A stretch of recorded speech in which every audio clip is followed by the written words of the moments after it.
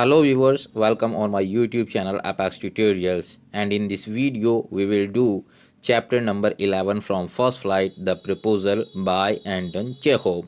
Anton Chekhov is a Russian writer and this play is about marriage. तो ये जो play है the proposal, ये वन एक्ट प्ले एंटन Chekhov का लिखा हुआ है और वो एक रशियन राइटर हैं। तो हम शुरुआत करते हैं, पहले जो बुक के अकॉर्डिंग हम लोग चलते हैं। बिफोर यू रीड देखते हैं activity. The word proposal has several meanings. Proposal word जो है उसके सेवरल का मतलब होता है कई, कई मीनिंग, कई अर्थ होते हैं। Can you guess what sort of proposal the play is about? क्या आप अनुमान लगा सकते हैं कि यहाँ जो प्रपोजल का मतलब है वो किस तरह का है, किस प्रकार का है या किस चीज़ के बारे में है? नंबर वन, अ सजेशन, क्या ये एक सुझाव है?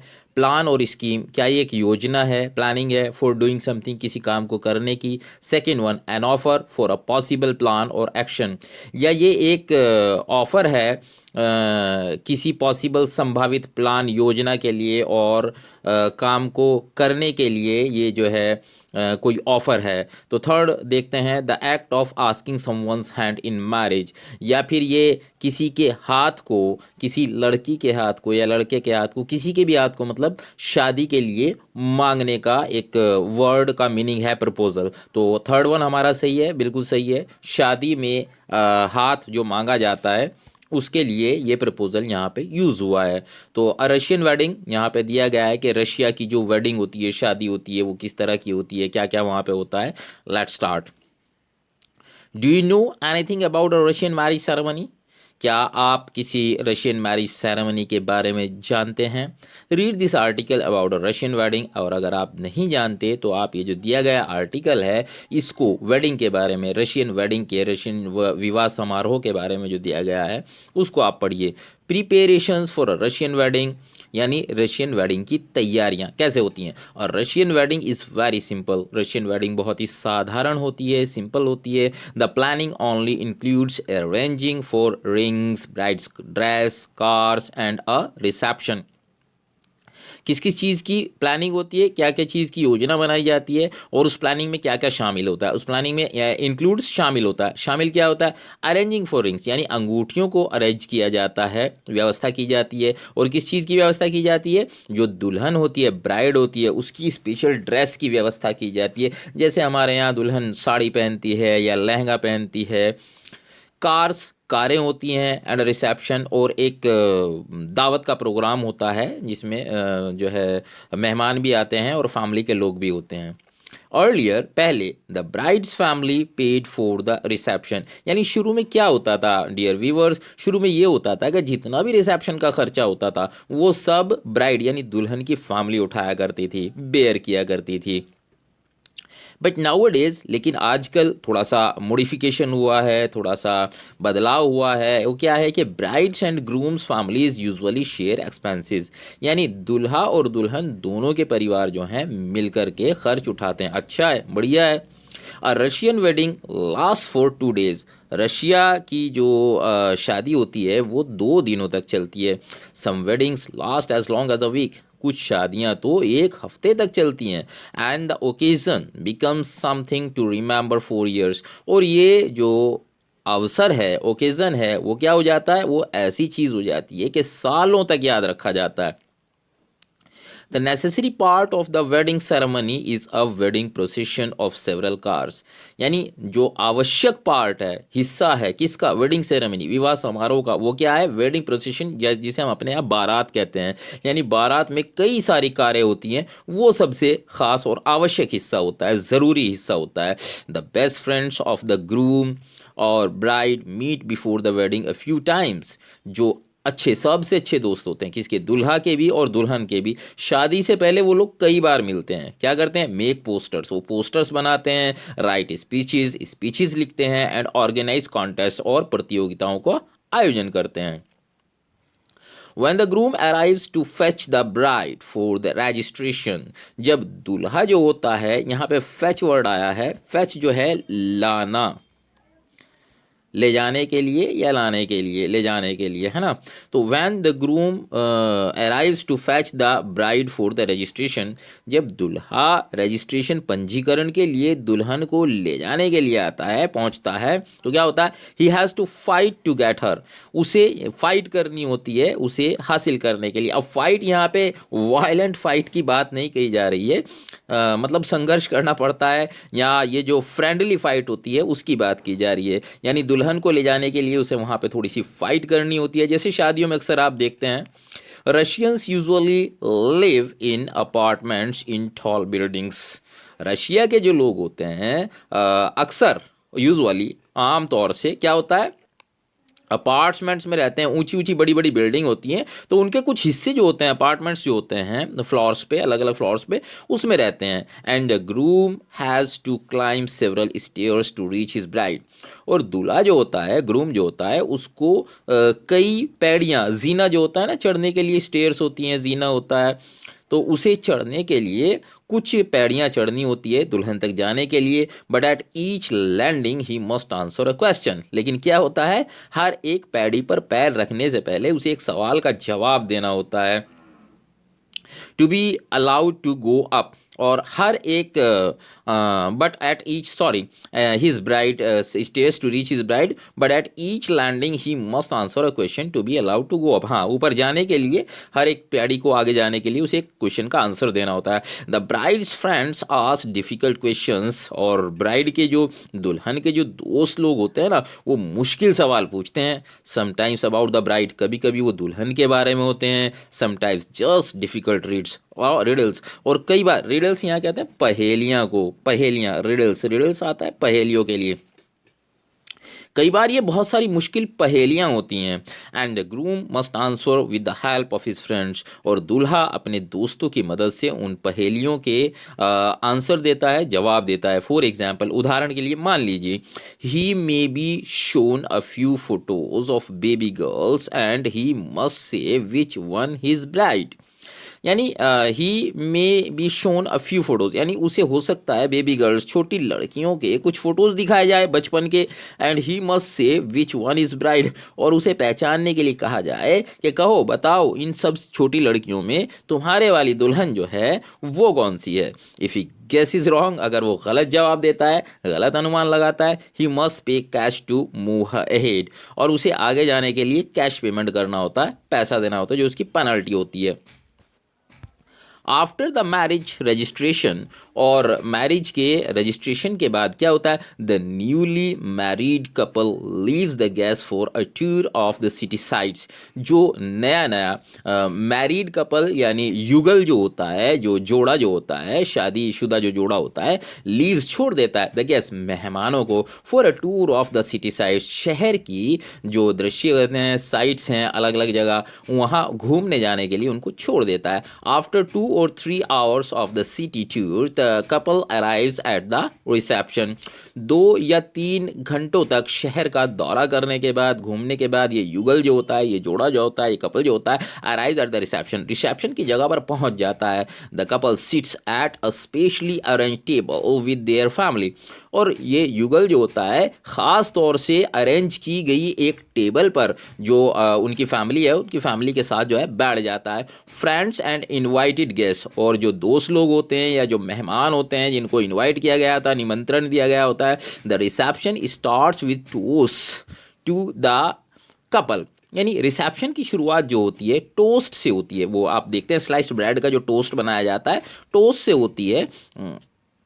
किसके लिए, कपल के लिए, कपल को दिया जाता है। A wedding toast is a custom where a close friend और रिलेटिव ऑफ द ग्रूम और the bride says a few words to wish the couple. एक वेडिंग टोस्ट जो होता है वो एक कस्टम होता है, कस्टम यानी रिवाज, कस्टम, यहाँ पे ये कस्टम वर्ड दिया गया है, इसको हम रिवाज कहते हैं। जैसे हमारे यहाँ बहुत सारे रिवाज होते हैं, रस्में होती हैं, तो एक रस्म है वेयर अ क्लोज फ्रेंड और रिलेटिव, जहाँ एक नज़दीक का दोस्त या रिश्तेदार दूल्हे का या फिर दुल्हन का वो कुछ शब्द कहता है, says a few words to wish the couple, उस युगल को मुबारकबाद देने के लिए कुछ शब्द कहता है। Then everyone alleges their sorry raises then everyone raises their glass of wine, तब हर हर कोई शराब के अपने गिलास जो होते हैं उनको ऊपर उठाता है and drink it up at the same moment, और उसी क्षण जो है पी जाता है, एक साथ सब लोग पीते हैं। The groom is then asked to kiss the bride, और तब दूल्हे को कहा जाता है कि वो दुल्हन को किस करे। आफ्टर अ फ्यू टोस्ट, और कुछ टोस्ट खाने के बाद people start eating and drinking and generally have fun. लोग बाग क्या करना शुरू कर देते हैं, वो खाना खाना शुरू कर देते हैं, पीना शुरू कर देते हैं, और जनरली क्या होता है, आमतौर से वो मज़ा करने लगते हैं। आफ्टर सम टाइम, कुछ देर के बाद, द ब्राइड गेट्स स्टोलन, दुल्हन चोरी हो जाती है। शी डिसअपियर्स, वो गायब हो जाती है। And when the groom starts looking for her, और जब दुल्हा उसे ढूंढने लगता है ना, ही इज आस्क्ड टू पे अ फी, उसे कहा जाता है पैसा दो पैसा तब बताएंगे। Usually it is his friends who steel the bride, अक्सर क्या होता है, उसके दुल्हा के जो दोस्त होते हैं वो दुल्हन को छिपा लेते हैं। Then there are the bride's friends, और फिर दुल्हन के दोस्त लोग होते हैं। They steal the bride's shoes, वो क्या करते हैं, दुल्हन के जूते चुरा लेते हैं। The groom must pay money for the shoe too, और दुल्हा को जूतों के लिए भी पैसे अदा करने होते हैं। The guest enjoy watching these tussles and continue partying. अब यहाँ पे टसल्स दिया गया है, टसल वर्ड है डियर व्यूअर्स। टसल वर्ड जो है तो खींचतान के लिए आता है, यानी ये जो पैसों को मांगने की, अब हम भी हमारे यहाँ शादी में देखते हैं, इंडिया के अंदर होता है इस तरह की रस्में, हमारे यहाँ भी होती हैं। तो उसमें क्या होता है कि जो दुल्हन की सिस्टर्स होती हैं वो लोग जो है पैसे की डिमांड करती हैं, दुल्हा और दुल्हे के साथी लोग जो है बार्गेनिंग होती है, खींचतान होती है, बोले नहीं इतने दे दो, इतने ले लो, जूता दे दो, ये सब चीज़ें होती हैं। तो इस खींचतान का जो गेस्ट होते हैं, मेहमान होते हैं, वो आनंद लेते हैं, मज़ा लेते हैं। Do you think Indian and Russian weddings have any customs in common? With the help of a partner, fill in the table below. ये आपके करने की चीज़ है, आप लोग इसे कर सकते हैं। नेक्स्ट हम स्टार्ट करते हैं। अब हमारा जो है रशियन वेडिंग हमने पढ़ लिया है, अब हमारा जो है प्रॉपरली प्ले शुरू होने वाला है। उससे पहले हम यहाँ देख लेते हैं the proposal originally titled a marriage proposal. Proposal क्या है, असल में इसका टाइटल है अ मैरिज प्रपोजल, जिससे सब कुछ क्लियर हो जाता है। Is a one act play of farce by the Russian short story writer and dramatist Anton Chekhov. It was written in 1888-89। तो यहाँ पे हमें ये पता चलता है कि ये जो प्ले है ये वन एक्ट प्ले, यानी एक साथ लगातार एक ही एक्ट में होने वाला। और फार्स, फार्स क्या होता है डियर व्यूअर्स, फार्स यहाँ पे मैं ये अंडरलाइन कर देता हूँ। ये फार्स, फार्स को मैं एक्सप्लेन करता हूँ आपको। फार्स क्या होता है एक्चुअली, स्वांग होते थे पहले, आप अपने बड़ों से पूछ सकते हैं, तमाशा जिसको कहते हैं, प्रहसन भी कहा जा सकता है, ग्रेट कॉमेडी इसको बोल सकते हैं। ज़रा सा मैं आपको थोड़ा सा एक्सप्लेन कर दूँ कि ये लोग ये चीज़ क्या होता है, यानी कुछ इलॉजिकल हरकतें करना, जिससे कि जो आपकी ऑडियंस है, जो आपके स्पेक्टेटर्स हैं, जो आपको देख रहे हैं, सुन रहे हैं, वो हंसने लगें। बस इसका सिर्फ ये होता है कि उनको उनके अंदर ह्यूमर क्रिएट करना होता है। एनी हाउ, किसी भी तरह से आप चाहे इलॉजिकल चीज़ें करें तो इलॉजिकल चीज़ें की जाती है। जैसे हल्का सा मैं आपको और एक एग्जाम्पल देना चाहूँगा कि सर्कस के अंदर जोकर होता है। जोकर की जब एंट्री होती है तो वो एक फ़नी कैप पहने हुए होता है। चलिए फ़नी कैप भी पहनी जा सकती है, लेकिन वो क्या करता है, कई बार वो पाजामा हाथों में पहन के आ जाता है और शर्ट को पैरों में डालकर। अब ये कितना इलॉजिकल है भाई, बिल्कुल इलॉजिकल है। पाजामे को गलती से भी, भूले से भी कोई हाथों में नहीं पहन सकता, और शर्ट को भूले से, गलती से भी कोई पैरों में नहीं पहनता है, इलॉजिकल है। लेकिन जब उसका अपीयरेंस होता है, जब वो प्रकट होता है, आता है, तो पूरी पब्लिक जो उसको देख रही है वो हंसने लगती है। और यही मकसद होता है फार्स का। कई बार उसी में सर्कस के अंदर एक और एग्जाम्पल ले लेते हैं, जोकर आता है और वो हॉर्स के ऊपर हॉर्स राइडिंग करने के लिए बैठता है, लेकिन फेस किधर होता है, वो लगाम नहीं पकड़ता, सिर की तरफ फेस नहीं होता, वो पूंछ पकड़ के बैठ जाता है। तो इसे देख के क्या होता है, जो व्यूअर्स होते हैं, जो उसको देख रहे होते हैं, वो हंस रहे होते हैं। टोटल इलॉजिकल चीजें। तो वही चीज आप यहां पे भी देखेंगे कि फार्स के अंदर, इसमें प्ले के अंदर कुछ इलॉजिकल चीजें होंगी, कुछ इस तरह की हरकतें की जाएंगी जिनसे व्यूअर्स जो है, जो उनके सामने बैठी हुई ऑडियंस है, वो हंसे। और आपको भी जैसे पढ़ते रहेंगे हम, एक्सप्लेनेशन होती रहेगी, आप भी हंसते रहेंगे। तो ये जो है 1888 में 89 में लिखा गया था, एंटन चेखोव जो रशियन राइटर हैं। The play is about the tendency of wealthy families to seek ties with other wealthy families. यहाँ ये कहा गया, ये जो प्ले है, ये जो नाटक है, ये किसको, टेंडेंसी किसको कहते हैं, मानसिकता को कहते हैं, सोच को कहते हैं। कैसी सोच को? किसकी? वेल्दी, जो वेल्दी फैमिलीज हैं, यानी पैसे वाले अमीर रिच जो लोग हैं, उन वो परिवार हैं, उनकी मानसिकता को दर्शाता है। क्या? टू सीक, वो खोजते हैं क्या? Ties, ties ties with other wealthy families, यानी रिश्ते के लिए, शादी विवाह के लिए दूसरे धनी परिवारों को खोजते हैं। वो खुद भी धनी होते हैं और दूसरे धनी लोगों को खोज रहे होते हैं। To increase their estates by encouraging marriages that make good economic sense. अब यहाँ वर्ड आया है एस्टेट्स, इसको जागीर को कहते हैं डियर व्यूवर्स, यानी अपनी जागीरों को बढ़ाने के लिए, और किस चीज़ को बढ़ावा देने के लिए? यानी ऐसी शादियों को जिसका मतलब जिससे धन दौलत बढ़ जाए, प्रॉपर्टी बढ़े, पैसा बढ़े, कुछ भी बढ़े। Ivan Lomov, a long time wealthy neighbor of स्टेपन चुबुकोव। स्टेपन चुबुकोव जो है वो एक कैरेक्टर है इसके अंदर, और उसका पड़ोसी है इवान लोमोव। दोनों बहुत अमीर हैं, ऑल्सो वेल्दी, दोनों अमीर हैं भाई। Comes to seek the hand of Chubukov's 25-year-old daughter. यहाँ क्या कहा गया है? ये कहा गया है कि इवान लोमोव जो है अपने पड़ोसी चुबुकोव के यहाँ उसकी 25 साल की लड़की का शादी के लिए हाथ मांगने के लिए आता है। टू सीक है ना, हाथ मांगने के लिए आता है। कौन है? लड़की का नाम क्या है? नतालिया।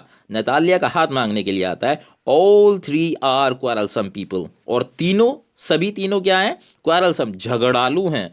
क्वारलसम, यहाँ क्वारलसम को मैं अंडरलाइन कर देता हूँ। क्वारलसम यानी झगड़ालू हैं तीनों। अब झगड़ा करेंगे तो तभी तो मज़ा आएगा ना, देखते हैं, लेट्स सी, है ना। तीनों झगड़ालू हैं। एंड दे क्वारल ओवर पेटी इश्यूज। पेटी इश्यूज, छोटे छोटे, छोटे छोटे, यानी जिनका कोई महत्व नहीं होता, महत्वहीन चीज़ों के ऊपर वो इश्यूज, मुद्दों के ऊपर लड़ते हैं। The proposal is in danger of being forgotten, और प्रपोजल जो है, जो प्रस्ताव है किसका? शादी का, डेंजर, खतरे में आ जाता है। फॉरगॉटन अमिक्स्ट ऑल दिस क्वारलिंग, इस सभी क्वारलिंग के बीच जो है कहीं ऐसा ना हो कि ये प्रपोजल भुला दिया जाए तो वो खतरे में आ जाता है। But economic good sense ensure that the proposal is made. शायद एंटन चेखोव यही कहना चाहते हैं, यही एंटन चेखोव कहना चाहते हैं कि ये लोग पैसे के सामने किसी चीज़ की अहमियत नहीं समझते। हालांकि झगड़ा कर रहे हैं मगर फिर भी शादी कर लेते हैं भाई, है ना। झगड़ा कर रहे हैं, शादी कर लेते, चूंकि दोनों अमीर हैं और उससे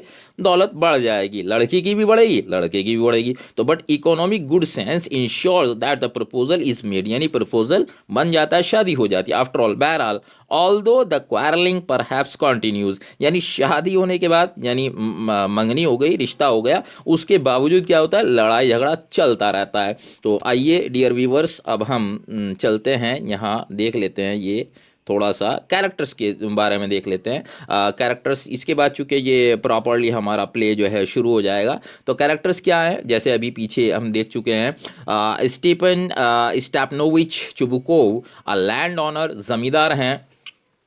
नतालिया स्टेपनोवना, वो उसकी डॉटर है चुबुकोव की, 25 ईयर्स ओल्ड है। अभी बता चुका हूँ मैं आपको। इवान वासलेविच लोमोव, ये कौन है? A neighbour of Chubukov, Chubukov के पड़ोसी हैं। Large and hearty but very suspicious land owner, लंबे चौड़े हैं, दिल वाले हैं, लेकिन क्या है? कैसे? सस्पिशियस, शंकालु, डाउटफुल नेचर के हैं। लैंड ओनर, ये भी जमींदार हैं। अ ड्राइंग रूम इन चुबुकोव्स हाउस, और अब प्ले जो है हमारा शुरू हो जाता है। और प्ले कैसे शुरू होता है? कहाँ? सीन जो है वो एक ड्राइंग रूम में बैठक है, किसकी? चुबुकोव के घर की बैठक है। यहीं शुरू होता है, यहीं खत्म हो जाता है, इसीलिए इसे वन एक्ट प्ले कहा गया है। लोमोव एंटर्स, लोमोव की एंट्री होती है, wearing a dress jacket and white gloves. किस क्या क्या पहना हुआ है उसने? ड्रेस जैकेट, ड्रेस पहनी हुई है, जैकेट वाली, जो जैकेट पहनते हैं जिसके ऊपर, और वाइट ग्लव्स पहने हुए हैं। Chubukov rises to meet him, बैठक में चुबुकोव ऑलरेडी बैठे हुए हैं। किसकी एंट्री होती है? लोमोव की एंट्री होती है। तो उसको देखते ही चुबुकोव खड़े हो जाते हैं। चुबुकोव क्या बोलते हैं?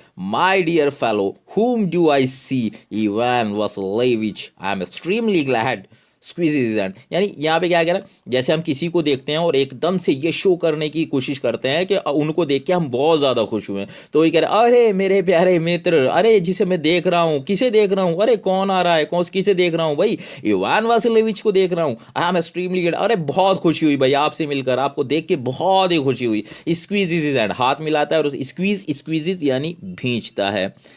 स्क्वीजेज हिज हैंड, स्क्वीजेज भींचता है, यानी हाथ मिलाता है और उसका हाथ जोर से गर्म जोशी के साथ भींचता है।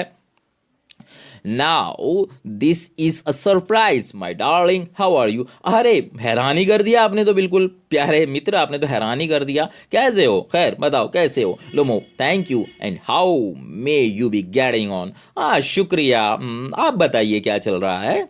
तो चुबुको बोलते हैं, we just get along somehow my angel, thanks to your prayers and so on. अब यहाँ देखिए, कहने का एक तरीका होता है, बोले आपकी दुआएं हैं, जैसे हम पूछते कैसे होते, कहते आपकी दया है भाई, वो सॉरी आपकी दुआ है भाई, और ऊपर वाले की दया है, तो इस तरह से बोलते हैं। तो वो यहाँ कह रहा है, अरे भाई आपकी और आप जैसे बहुत सारे फरिश्तों की दुआओं से जिंदा हैं। We just get along somehow, यानी जिंदा हैं, आपकी और आप जैसे लोगों की दुआओं से जिंदा हैं।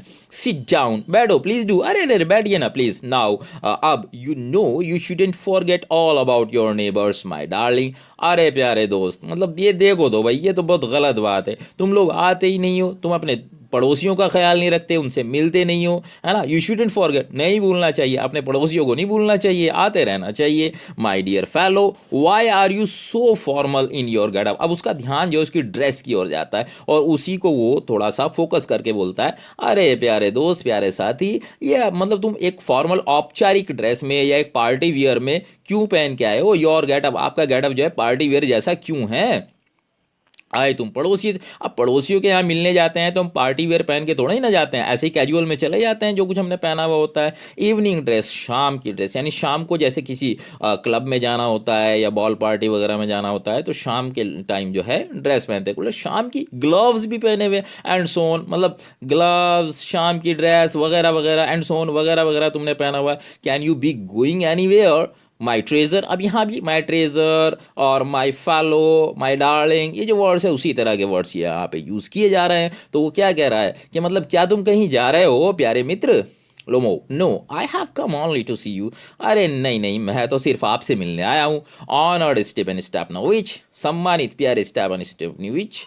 तो चुबुको क्या बोलता है, then why are you in evening dress my precious. अरे मेरे प्यारे दोस्त, अगर तुम मेरे से मिलने आए हो तो इवनिंग ड्रेस क्यों पहन के आए हो। As if you are paying a new year's eve visit. अरे मानो, एज इफ, मानो, एज इफ, यहाँ पे एज इफ का यूज हुआ है, ये हम देख लेते हैं, ये एज इफ को हम देख लेते हैं, ये यूज हुआ है एज इफ, यानी मानो, मानो you are paying a new year's eve visit. ऐसा लगता है जैसे आप जो है नए साल का जश्न मनाने के लिए निकले हुए हो।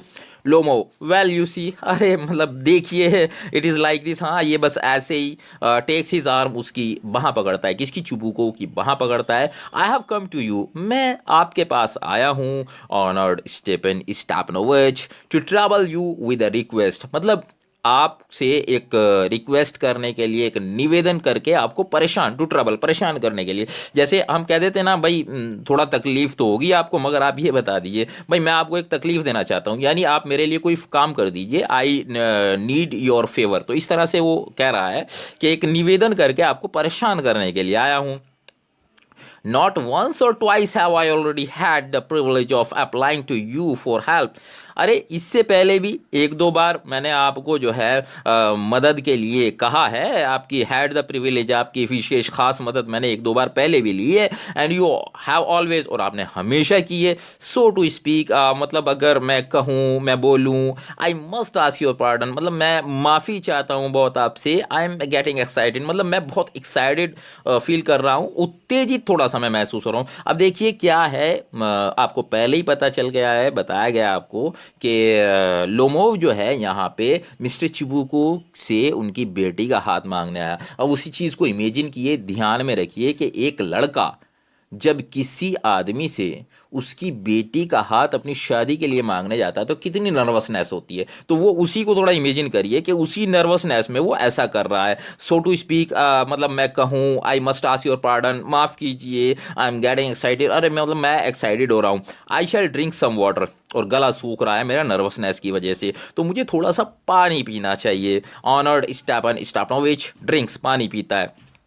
चुबुको असाइड। अब असाइड क्या होता है डियर व्यूवर्स, यहाँ पे ये असाइड में थोड़ा सा इसको अंडरलाइन कर देता हूँ ताकि आपको थोड़ा और ज़्यादा क्लियर हो। सॉरी, ये मैं दोबारा से अंडरलाइन कर देता हूँ, ये यहाँ पे ये असाइड हो गया। असाइड क्या होता है, जब प्ले चल रहा होता है, स्टेज के ऊपर। तो कैरेक्टर को ये दिखाना होता है कि वो क्या सोच रहा है और वो उसको बोलता है।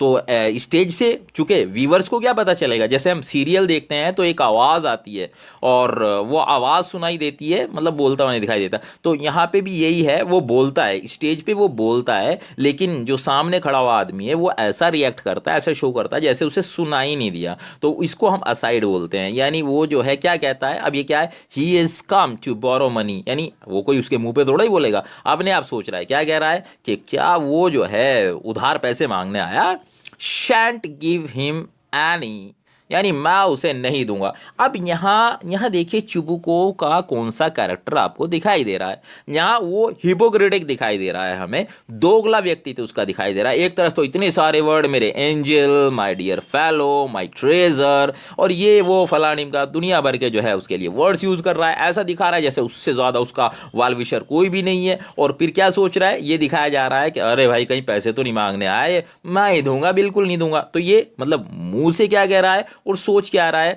तो उसमें डिफरेंस है। तो इसी को हम हिपोक्रेसी कहते हैं। तो वो हिपोक्रेटिक हमें यहाँ पे नजर आ रहा है। अलाउड, जोर से, what is it my beauty, मतलब अरे देखो माई ब्यूटी, फिर माई ब्यूटी कह दिया, क्या मतलब क्या है, क्या कहना चाहते हो। लोमोव, यू सी, मतलब देखिए आप, ऑनर्ड स्टैपनिच, स्टैपनिच जानबूझ के लिखा गया, उसके मुंह से निकल रहा है स्टापनोविच नहीं, स्टापनिच निकला है।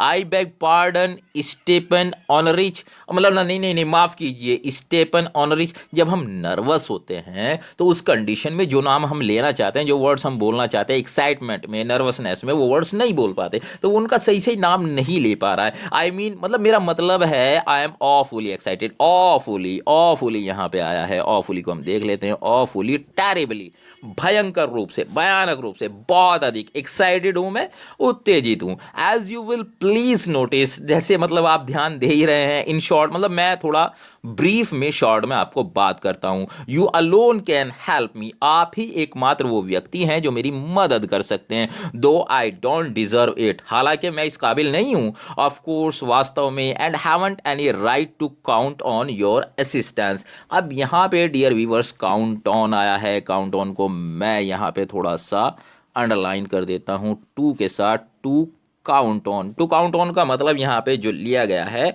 वो लिया गया है भरोसा करना। तो यहाँ हम देख लेते हैं, and haven't any right to count on your assistance, और मतलब मुझे कोई अधिकार भी नहीं है कि मैं आपकी मदद पे भरोसा करूं, यानी मुझे अधिकार नहीं है कि मैं आपसे हाँ ही सुनूं, आप ना भी कर सकते हैं, है ना।